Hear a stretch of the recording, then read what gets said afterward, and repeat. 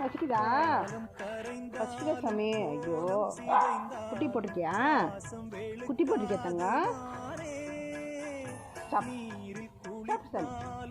எங்க குட்டி போட்டிருக்கேன்னு தெரியலையே. எங்கடா போட்டிருக்க குட்டி? காலையில சாப்பிட்டு போனேன். பசிக்குதா? சாப்பிடு.